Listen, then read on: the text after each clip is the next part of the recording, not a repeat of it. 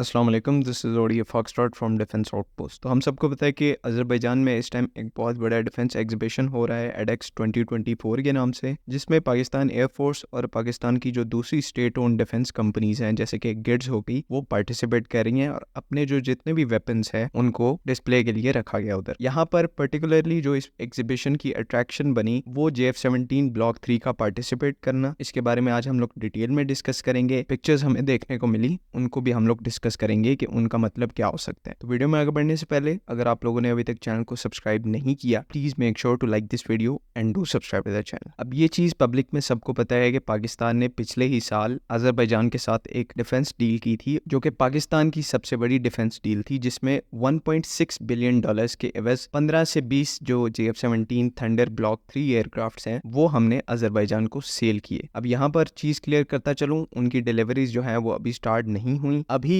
Latest reports के मुताबिक जो सोर्स हमारे पाकिस्तान एयरफोर्स के अंदर से रिपोर्ट कर रहे हैं कि अजरबैजान के जो पायलट्स हैं वो इस टाइम पर पाकिस्तान एरोनॉटिकल कॉम्प्लेक्स के अंदर JF-17 ब्लॉक 3 के ऊपर ट्रेनिंग ले रहे हैं, और जैसे ही वो जो है ट्रेनिंग फेज कंप्लीट होगा, जो यूनिट्स अजरबैजान के लिए मैन्युफैक्चर किए गए होंगे उनको हैंड ओवर कर दिए जाएंगे, लेकिन स्पेसिफिक टाइमलाइन का यहाँ पर नहीं पता। अब इस एडेक्स 2024 एग्जीबिशन की बात करें तो इसके अंदर बेसिकली 3 JF-17 ने पार्टिसिपेट किया। इनमें से जो 2 थे वो ब्लॉक 2 स्टैंडर्ड्स के JF-17 थे, और एक जो था स्टैटिक डिस्प्ले के लिए वो ब्लॉक 3 स्टैंडर्ड्स में था। उसके बाद आज जो पिक्चर्स अजरबैजान की प्रेसिडेंसी की ऑफिशियल जो वेबसाइट है वहां से रिलीज हुई है, जिसमें अजरबैजान के जो प्रेसिडेंट हैं इल्हाम अलीयेव, उन्होंने JF-17 ब्लॉक 3 के स्टैटिक डिस्प्ले का स्पेशली विजिट किया था, जिसमें ब्लॉक 3 की जितनी भी जो वेपनरी है, जाहिर सी बात है कंप्लीट वेपनरी नहीं है, जितनी भी पाकिस्तान की तरफ से और चाइना की तरफ से अजरबैजान को ऑफर की जा रही है वो डिस्प्ले में इस ब्लॉक 3 यूनिट के साथ लगी हुई थी। इस आर्सेनल के अंदर जो कि उधर डिस्प्ले पर मौजूद था, उसमें एयर टू एयर मिसाइल्स में BBR में SD-10s मौजूद थी, जो कि PL-12 का एक्सपोर्ट वेरिएंट है। उसके बाद यहाँ पर PL-10E advance high off bore short range missiles मौजूद थी, और साथ में पाकिस्तान की जो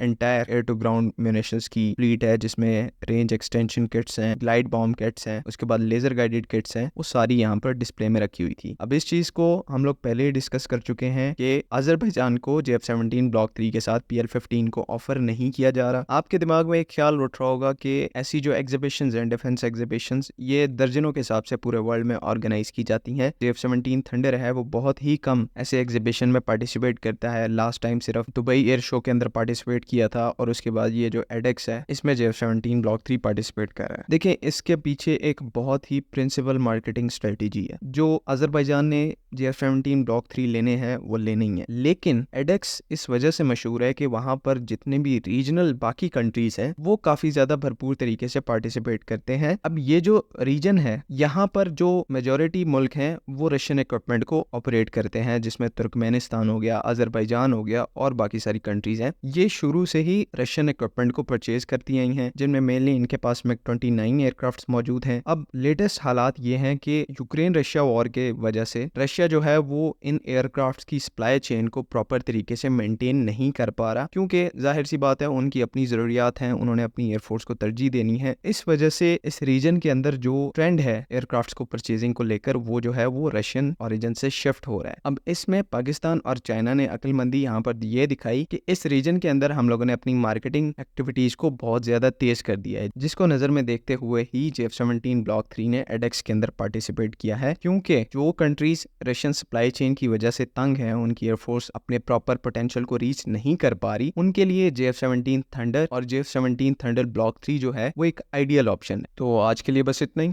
अगर आप लोगों के कोई और क्वेश्चंस हैं तो आप कमेंट्स में जरूर पूछें। बाकी अगली वीडियो तक के लिए अल्लाह हाफिज। पाकिस्तान जिंदाबाद।